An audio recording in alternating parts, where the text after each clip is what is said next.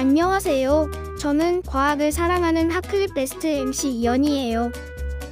여러분, 운동장에서 운동하면 머리가 똑똑해진다는 사실 혹시 아셨나요? 하지만 요즘 우리 친구들은 바빠서 운동할 시간이 없고 과학 상식을 알기도 쉽지 않은데요. 그래서 제가 머리도 좋아지고 재미있는 과학 상식도 알 수 있는 핫클립 베스트를 준비했습니다. 오늘 소개해드릴 핫클립 영상들입니다.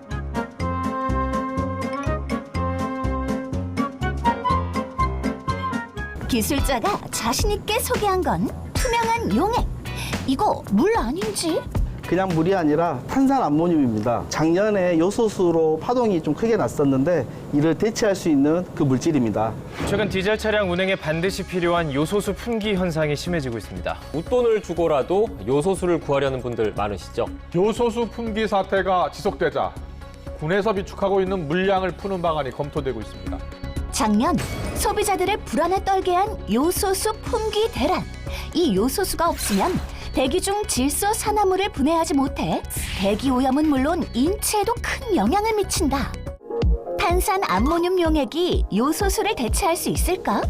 그 조건은 공기 중 배출된 질소산화물을 제대로 분해할 수 있는가인데, 이 지점에 낙스를 투입을 하였을 때 암모니아 농도가 급격하게 떨어지는 걸 확인할 수 있습니다. 이는 인입되고 있는 낙스와 기존의 암모니아하고 서로 반응이 일어나서 암모니아가 제거가 되는가 동시에 낙스도 제거가 되고 있다는 것을 가리키고 있습니다. 제거율은 87%에서 최대 92%로 높은 수치를 보여준다. 점선 그래프인 요소수의 경우 400도가 돼야만 분해가 가능하고, 반면 탄산암모늄의 경우는 약 120도 부근에서 전량 다 분해가 된다. 낮은 온도에서 이게 분해가 되면 따라 사실 질소산화물을 제거하는 데 필요한 암모니아를 더 용이하게 나올 수 있는 그런 이점도 있고, 또 환원제의 손실을 더 줄일 수 있다. 그런 장점이 아마 이 그래프 데이터를 통해서 확인할 수 있을 것 같습니다. 기존 요소수와 대비되는 탄산암모늄 용액의 장점 또 있다는데, 사실은 결과 요소수 같은 경우는 뭔가 분필가루 같은 하얀 이런 이물질들이 지금 남아있는 게 보였었고요. 저희 같은 경우는 다 날아가서 아무것도 안 보였습니다. 요소수가 증발할 때 나오는 불순물로 인한 막힘 현상까지 해결했다. 나일론의 원료인 카프로락탐을 제조하는 공정 중에 요소수 대체 물질인 탄산암모늄을 개발하게 되었다고 하는데, 여러 단위 공정이 있지만 그 중에서도 특히 옥심이라는 그 파트 단위 공정이고요. 그 중에서도 또 이 탄산암모늄을 제조하는 공정이 또 따로 있습니다. 이 칼럼의 상부에서는 이제 물이 공급이 되고요. 그다음에 암모니아 가스하고 이산화탄소 가스가 밑에서 공급이 됩니다. 암모니아와 물, 그리고 이산화탄소가 만나 만들어지는 탄산암모늄은 기존의 산업용 요소수를 성공적으로 대체할 수 있도록 까다로운 관리와 기준을 거친단다. 이거를 저희들이 이제 이렇게 받아서 점검을 하고 있는 중입니다. 여러 성분비와 암모니아 농도를 맞추기 위해 자체적으로 여러 실험과 분석을 진행한다. 가성소다가 17ml 정도 들어가서 리터로 환산을 하면 138g 정도의 암모니아가 들어가 있는 걸로 나왔습니다. 35% 탄산암모늄 같은 경우에는 보통 플러스 마이너스 어느 정도 감안하더라도 138에서 한 142 정도 사이면 저희 스펙상 문제가 없다고 보고 있습니다. 요소수의 대체제로서 더 다양한 분야로의 확장을 계획 중이라는데, 지금은 좀 이렇게 특정 산업군에 좀 적용을 하고 있는데, 시멘트 산업 분야라든지 그다음에 선박 같은 좀 다양한 산업군에 적용할 수 있도록 연구 개발에 힘쓰고 있습니다. 현재 생산 가능한 탄산암모늄 용액은 연간 30만 톤, 약 40%의 대체 효과가 있을 것으로 예상된다. 전량 수입에 의존하고 있는 요소를 좀 대체를 하고요. 또 지구 환경에도 좀 녹색가스를 많이 제거함으로 인해서 저희 기술이 좀 보탬이 됐으면 좋겠습니다. 그러면 이제 약이 우리 몸에 들어서 작용을 하게 되면 우리 몸에서 작용을 제대로 하는지를 또 검증을 해봐야 되지 않겠습니까?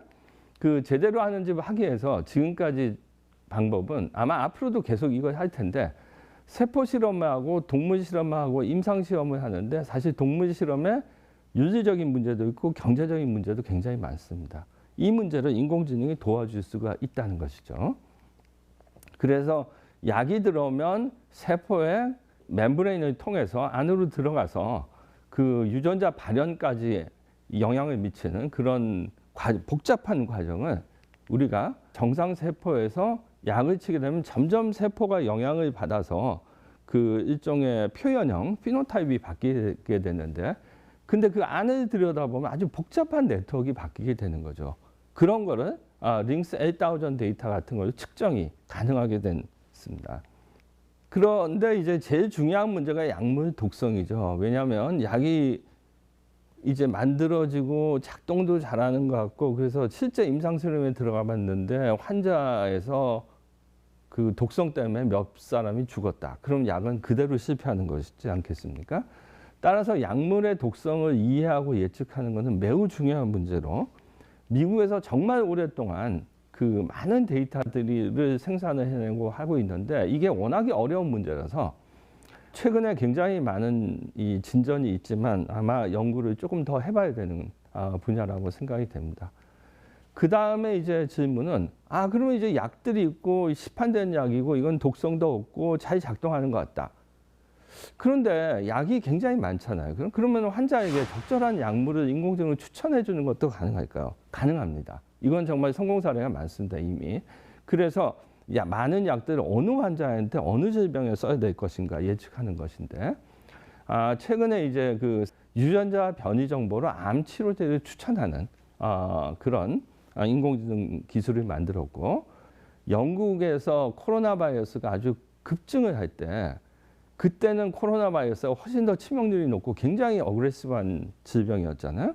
그러니까 사람이 많이 죽는데 약은 없고 환자를 어떻게 치료해야 될지 모르는데, 그거를 인공지능 기술로 기존의 류마티스 관절염 치료제가 코로나에 염증도 줄이고 코로나도 타겟할 수 있다. 동시에 그런 거를 밝혀냄으로 해서 실제로 많은 사람을 구했다고 합니다. 그러니까 이제 지금은 어려운 질병은 여러 항생제를 복합으로 쓰기도 하는데, 환자의 항생제 지금까지 처방한 히스토리를 보고 인공지능 기술로 다음 이 약이 안 들으면 다음에 무슨 항생제가 좋을 것 같다라는 걸 추천하는 논문이 최근에 사이언스에 그 출판이 됐습니다. 따라서 이제 인공지능 기술이 약물 추천에 대해서 상당한 진전을 이루고 있는 것으로 보이고 있습니다.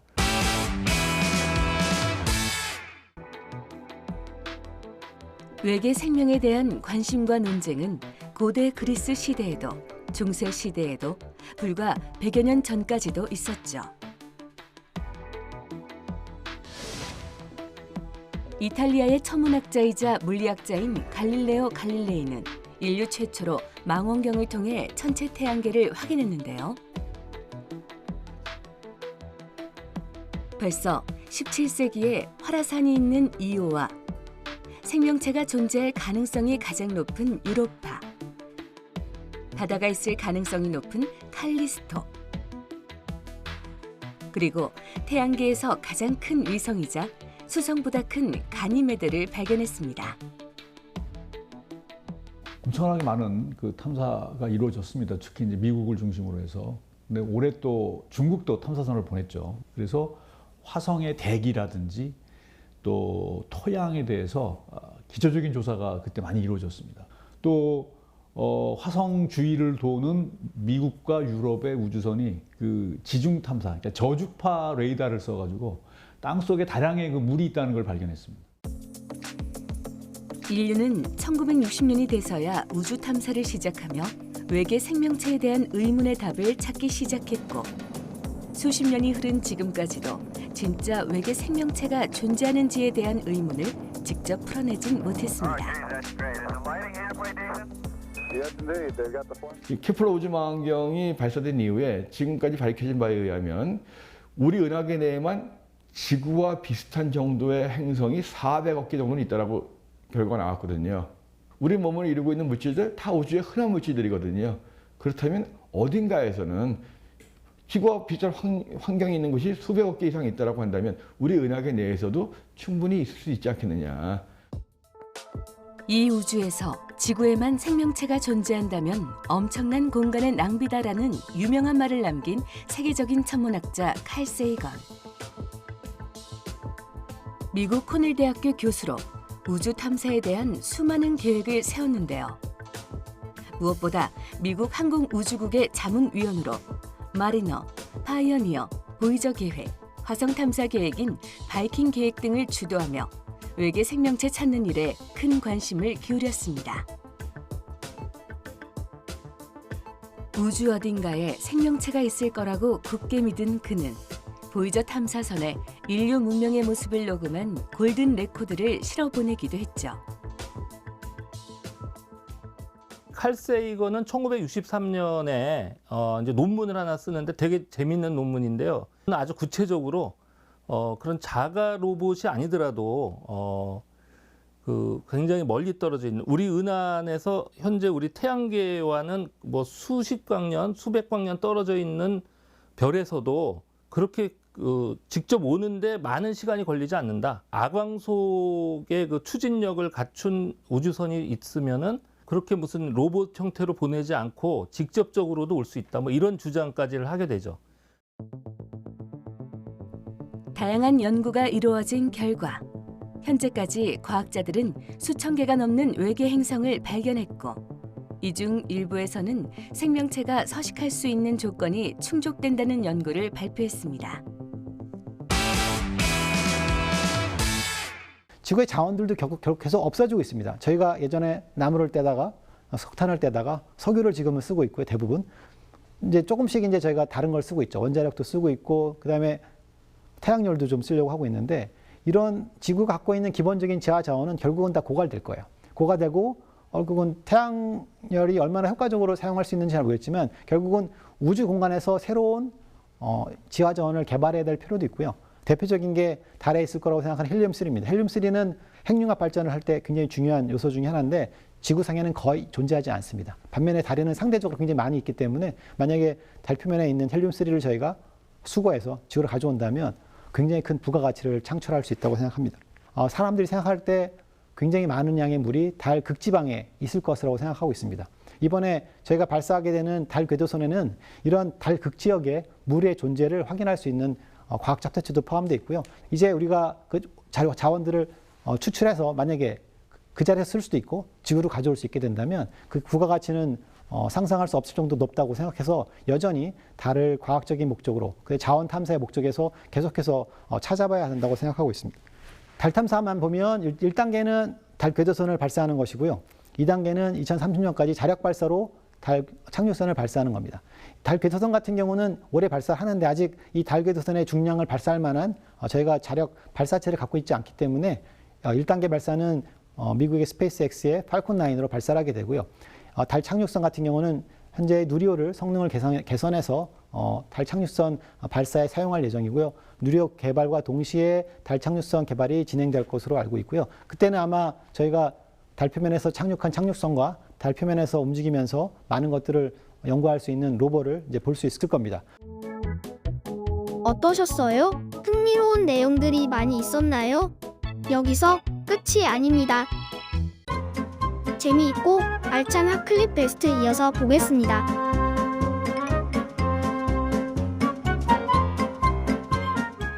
인공지능을 활용한 신약 개발에 대해서 이야기해 주신 내용이 매우 흥미로웠습니다. 말씀하신 것 중에 맞춤약 추천 성공 사례가 있다고 하셨는데 어떤 과정을 거쳐서 환자에게 맞춤약을 추천해 줄 수 있는지 구체적인 사례가 있다면 듣고 싶습니다. 그 코로나 바이러스의 치료제로 재사용된 바리스티닙의 경우는 어떻게 발견을 하게 되냐면요. 그 생물학적인 세포 실험을 통해서 안에서 그 이 약이 어떠한 기작을, 그러니까 유전자 네트워크를 만들게 되는 겁니다.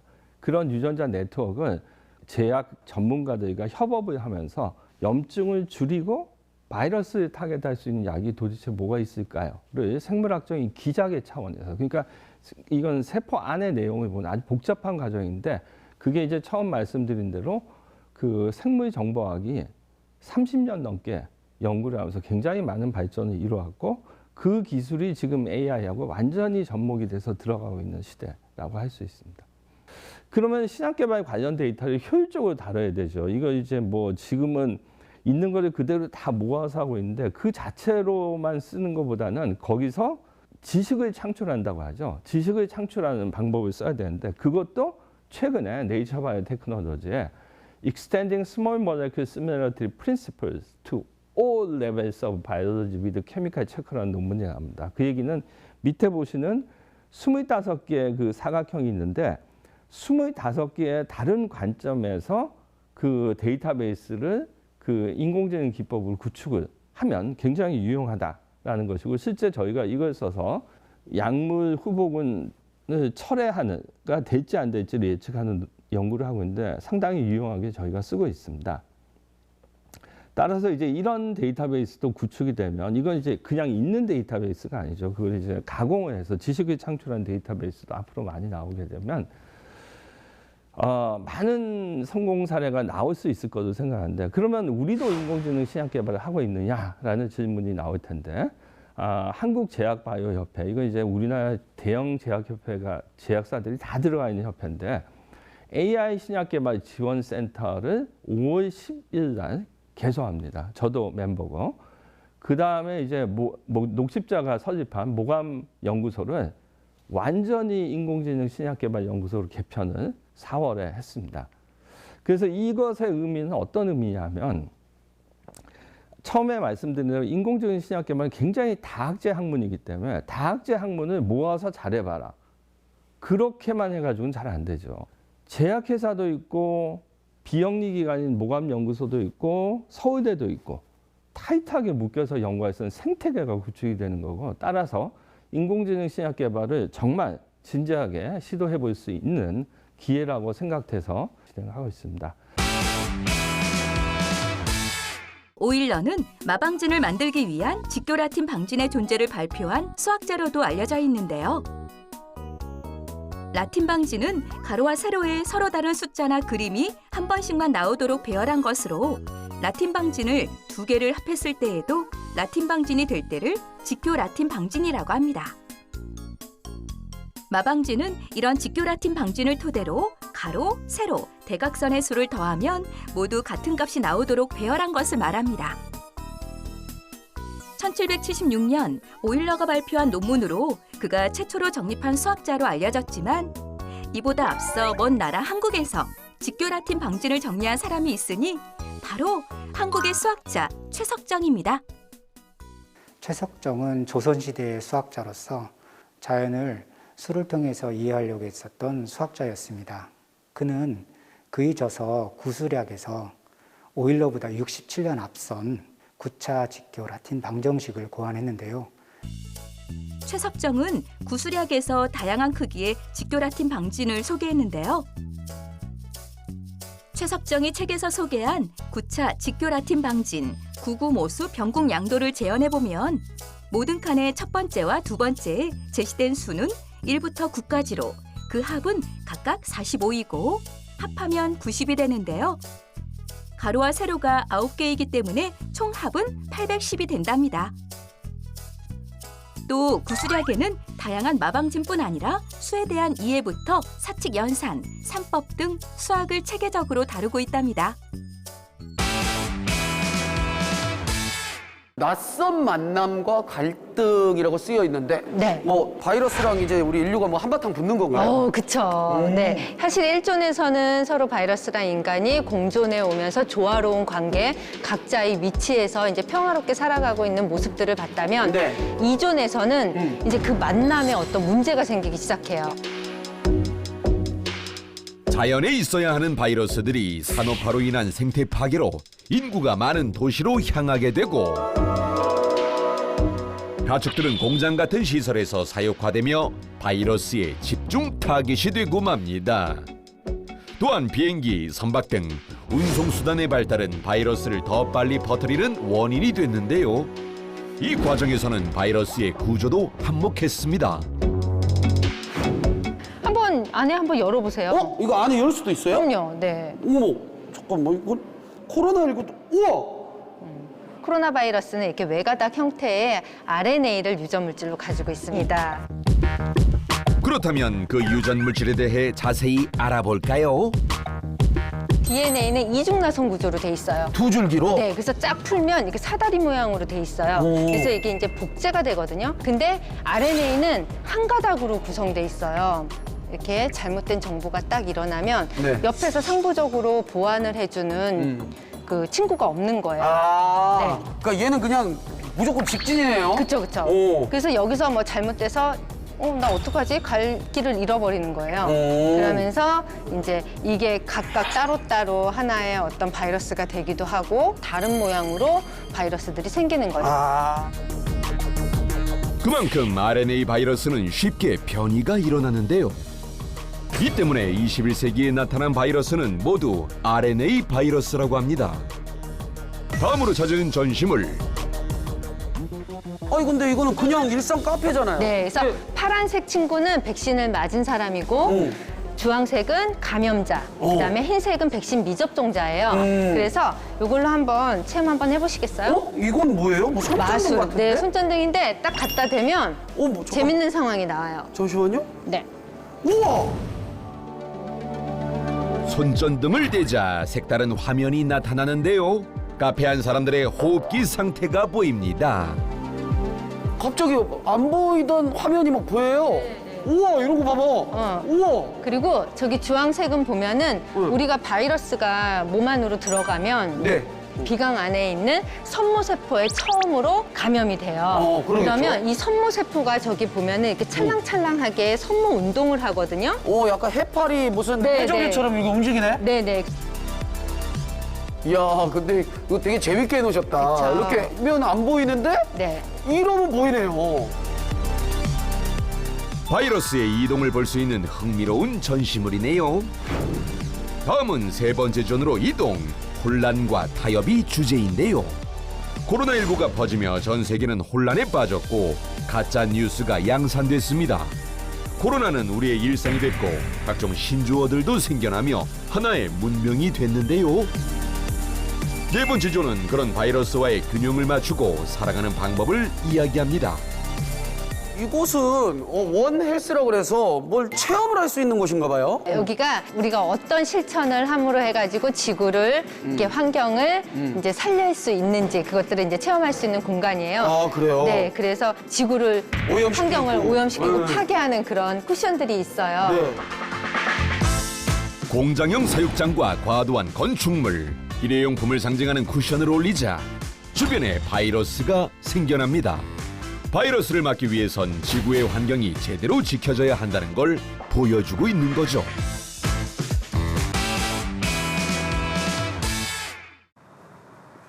벌통은 기후와 온도, 습도 변화에 취약합니다. 때문에 벌통 내부 상황을 늘 정확히 파악하고 환경을 일정하게 유지하는 게 중요한데요.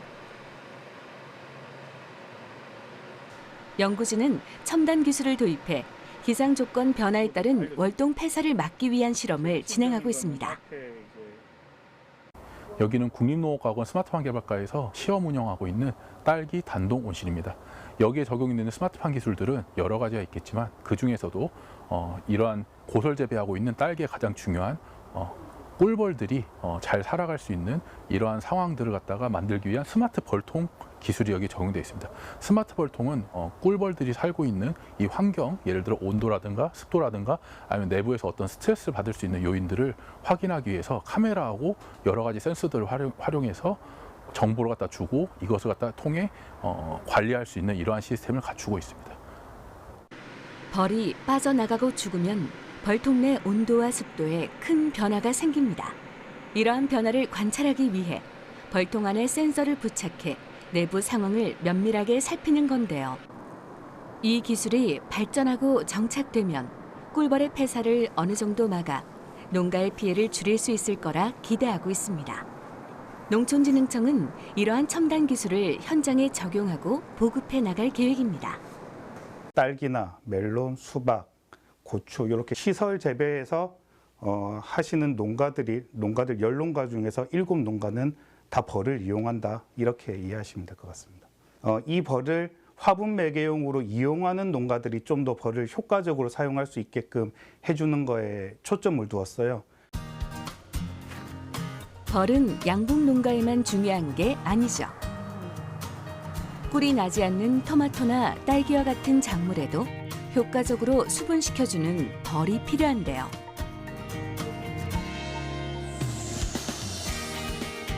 이때 사용되는 대체제가 뒤형벌입니다. 뒤형벌은 꿀을 생산하지 않는 꽃가루 수정용 벌인데요.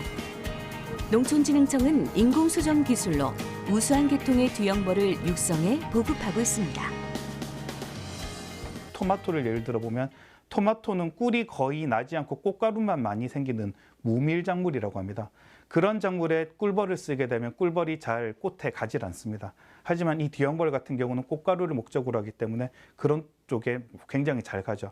그리고 이제 꿀벌에 비해서 이런 한정된 공간 내에서 적응성이 굉장히 뛰어나고 날씨가 비가 온다든지 흐린다든지 하우스 온도가 굉장히 낮아질 때도 벌들이 활동성이 꿀벌보다는 훨씬 뛰어난 장점을 가지고 있습니다. 그래서 우리나라 외에도 주로 유럽 같은 경우는 하우스 작물에는 다 뒤형벌을 이용한다 이렇게 보시면 되겠습니다.